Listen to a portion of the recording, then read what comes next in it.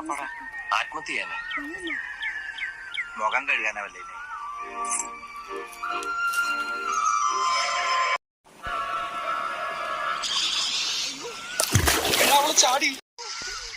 അവള് ചാടി അപ്പൊ ആത്മഹത്യ തന്നെ.